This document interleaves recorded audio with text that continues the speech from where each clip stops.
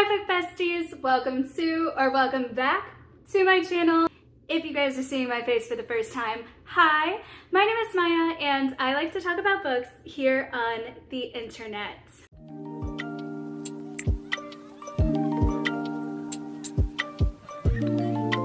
Alright you guys have seen the thumbnail and the title, which is probably why you clicked on this video in the first place, so let's just get into it. Let us open this.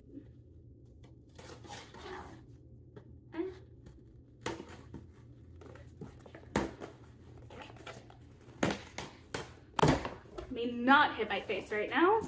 That'd be just what I need. Okay.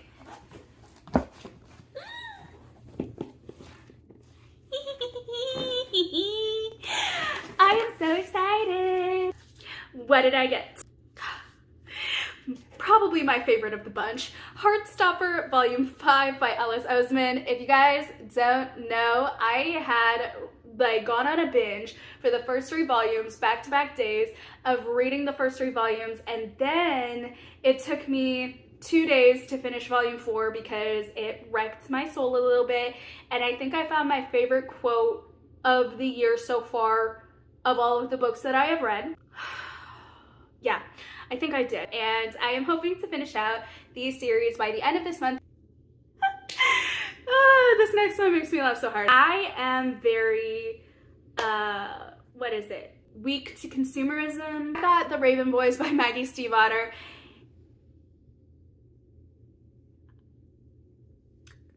Literally have no other reason than Books and Lala read it. Let me read the back of the book just to see what I got myself into here.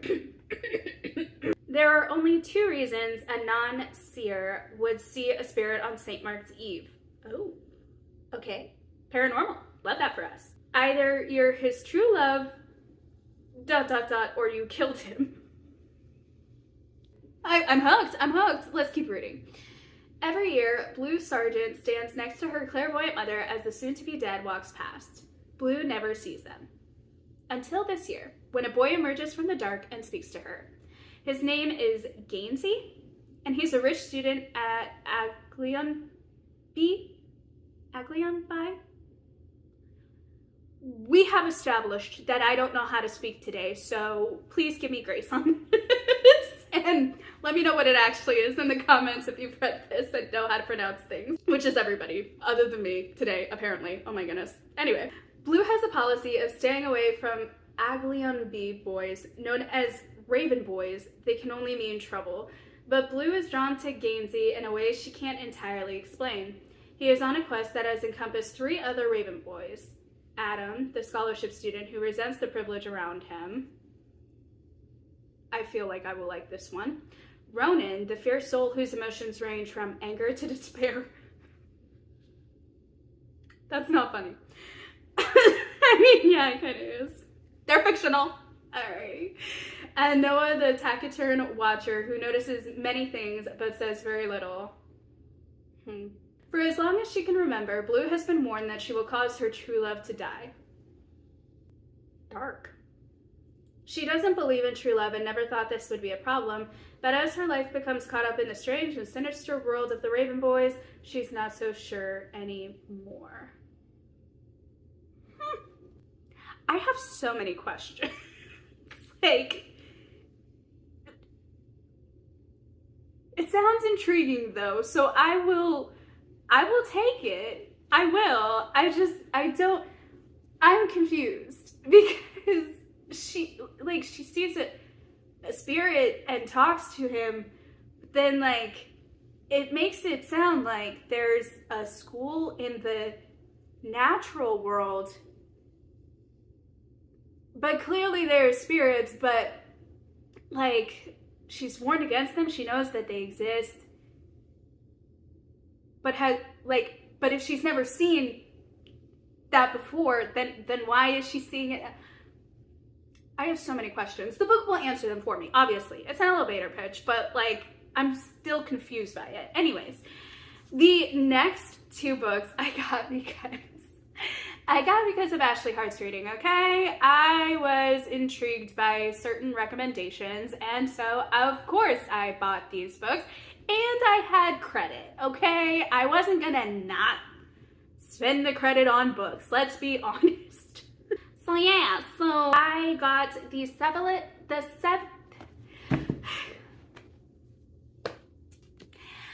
I got The Seven Husbands of Evelyn Hugo by Taylor Jenkins Reid. I did it. Not convincingly, but I did it. Anyway, I've seen this book hyped up so much around book talk, booktube, bookstagram, the bookish community at large, and here's the thing, I see it around all the time, I hear about it all the time, people say they have read it, but I never distinctly remember what people actually think about it. Like, I hear their ratings and it kind of goes over my head because for me, inevitably, ratings, unless they're a 1-star or a 5-star, they don't catch my attention. It's the explanation of the rating and why that catches my attention. So, quite frankly, I don't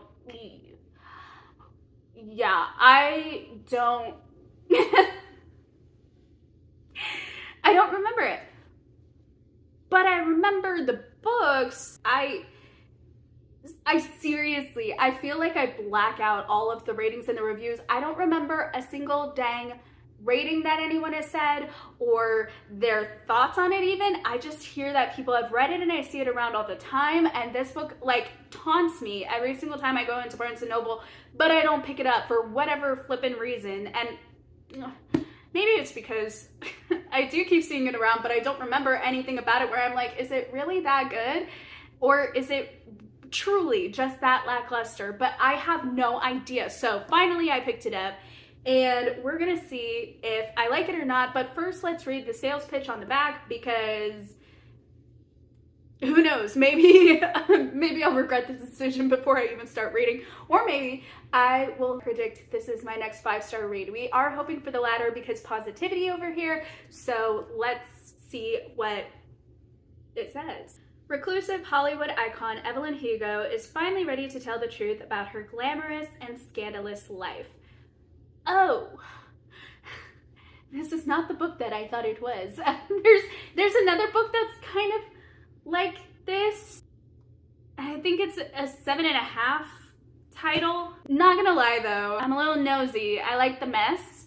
So this being about an actress kind of has me hooked. I like the messiness. I like watching the drama unfold. Keep it away from me in real life. Matter of fact, put it all the way across the ocean. Don't need it in real life. I'm good. I have enough issues, especially up here. I don't need extra. So keep it over there. But in my books, oh, give me all the tea. Like, I am that fly on the wall. You don't obstruct my vision. You don't cut it off when it's just getting good. Give me it all. I am ready to have it all. But when she chooses unknown magazine reporter Monique Grant to write her story, no one is more astounded than Monique herself. Determined to use this opportunity to jumpstart her career, Monique listens in fascination. From making her way to Los Angeles in the 1950s, to leaving show business in the 80s, and of course the 7 husbands along the way, Evelyn unspools a tale of ruthless ambition, unexpected friendship, and a great forbidden love. Oh, heck yes. Nope, I'll save it for afterwards. But as Evelyn's story nears its conclusion, it becomes clear that her life intersects with Monique's own in tragic and irreversible ways. Oh no. Is this? Never mind. Written with Reid's signature talent for creating complex, likable characters, real simple, this is a mesmerizing journey through the splendor of old Hollywood into the sobering realities of the present day as 2 women struggle with what it means and what it costs to face the truth. Okay. So I think my idea that an affair may have happened and or lineage is gonna be a thing, whether directly or indirectly. So that's the thing. But what piqued my interest here was the line of Evelyn unspools a tale of ruthless ambition, unexpected friendship, and a great forbidden love. Ruthless ambition. You know what that tells me? That tells me we're gonna probably have some conversations about ambition in the Hollywood sphere and what that means. And I think we're gonna experience a real stepping on toes conversations about celebrities and what it means to be one. And from the outside, at least from the outside perspective, looking at that world, I can say from my own personal opinion that it seems ruthless, cutthroat, and there's a lot of behind the scenes just pressure that is put on these people, and not necessarily from each other, but the people that also want to obtain wealth through these actors and actresses. But also then there is an ego thing, and there is like that within people as well. So, and not all of them, but I think you can tell that there is just this messy, underhanded, just really nasty sometimes world about celebrity. And while we get caught up in the ideal of it all, you know, being able to act out different storylines for money, being able to create things and get paid a lot, getting to have people, you know, surround you and support you, people like who you would have never met otherwise, having those fandoms, having those ride or dies, having, you know, whirlwind, just crazy life things where you get to go on private jets, have a party every other weekend, have like an entire show dedicated to, you know, people's accomplishments in that sector, being able to win those awards. That is amazing. That is like so otherworldly. I couldn't imagine. And you hear all the time from celebrities that it is so otherworldly, and they're shocked, and they have their moments of like starstruck, like this is life right now. But I think we forget the messiness of it, and that there are a lot of people in that world that are very power hungry, very ambitious, and willing to step and maybe even jump off the backs of others to get to where they want to be. There's a lot of room for jealousy. There's a lot of room for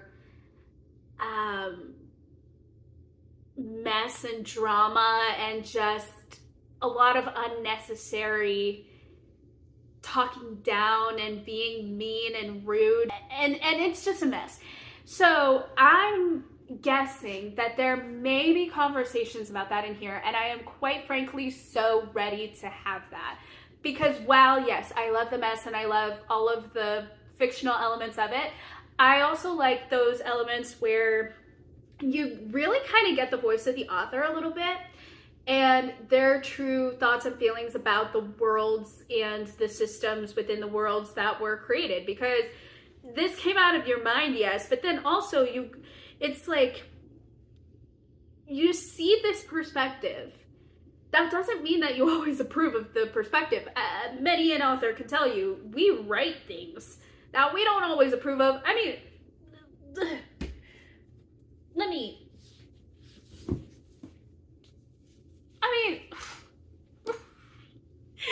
I highly doubt Suzanne Collins is for the world that she created of old guy putting a bunch of kids in an arena to kill for sport and entertainment, and everyone just like being apparently okay with it in the Capitol, or like being numb. I feel like if you lived in the Capitol, you'd have to be something, you know, on something or dealing with it in other capacities to be able to even function, because no humanity is left there, I feel.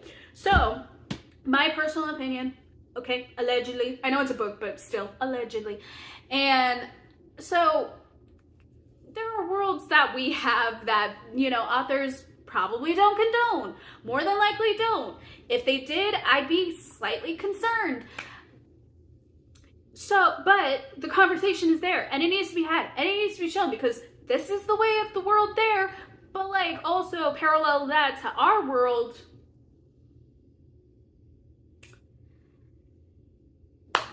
You know, it gets you to think a little bit, and I enjoy that. So anyways, love that. Last and certainly not least, I got Malibu Rising by Taylor Jenkins Reid. Let's just read off of the back of the book so that you guys know exactly what we might be getting into. Malibu, August 1983. It's the day of Nina Riva's annual end of summer party, and anticipation is at a fever pitch. Everyone wants to be around the famous Rivas. Nina, the talented surfer and supermodel, brothers Jay and Hud, one a championship surfer, the other a renowned photographer, and their adored baby sister, Kit. Together, the siblings are a source of fascination, especially as the offspring of the legendary singer Mick Riva. By midnight, the party will be completely out of control. By morning, the Riva mansion will have gone up in flames. But before that first spark in the early hours before dawn, the alcohol will flow, the music will play, and the loves and secrets that shape this family's generations will all come rising to the surface. Malibu Rising is a story about one unforgettable night in the life of a family, the night they have to choose what they will keep from the people who made them and what they will leave behind. This actually sounds very much similar to Little Fires Everywhere. Not like in the very detailed aspect, but there's a fire, everything goes up in flames, but then you get the slice of life, and you get the events leading up to it that culminated in that just like intensity, that need to do something that drastic to make a statement. I got a good feeling about this. Also, I am very, very nosy. Like I said, if I have not stressed this enough, I am nosy. Yes, let me be a fly on that wall. Let me see everything crash and burn, literally in some cases. Hello. And yeah, let me know everything. Wow. Wow. I cannot wait. That was the haul. These are the 4 books, and I cannot wait to read all of them. Thank you guys so much for watching, for taking the time out of your day, and this video is going up next month, so we're gonna be in June. So I will be participating in the Amazing Readathon, and I'm going to be on Team Lore Keepers. So I will have the announcement video linked, and my hosts' channels, all of that information linked in the description box down below. Go check out their channels. Go check out the channels that are linked in the description box of the original announcement video. Subscribe to everybody, follow them, leave a like for their algorithms, and who knows, maybe you might find a new favorite booktuber to watch and be your comfort booktuber. So thank you guys so much for watching, for taking the time out of your day to do so. Even if I am just white noise in the background of whatever you're doing, I am so honored that you chose me to be that. And I think that is everything. Oh yeah, I almost said this in quite a fair few videos, but maybe I'll start incorporating it a little bit more. If you guys did like this video, please feel free to leave a like to let me know that you guys like the book hauls and stuff, and maybe we could do library book hauls more? Question mark? I don't know. If you guys liked what you saw here today and would like more bookish content like this, feel free to subscribe to the channel and ring that notification bell so you can be notified every time I post new videos and be the first one in our community to see them. I do post Wednesdays, and then on the months where I do readathons, I also post on Saturdays. Those tend to be the week at a glance version, and then Wednesdays are just anything bookish that I think of, to be honest. Mostly the bread and butter stuff, the book hauls, the TBRs, the wrap-ups, the tags. We love tags over here and games. We love that. So yeah, if that sounds like something that you would like and enjoy, feel free to subscribe. And then that is all I have for you guys today. Thank you so much for being the best bookish bestie that ever was, is, or ever will be. And I'll see you guys in the next video. Bye.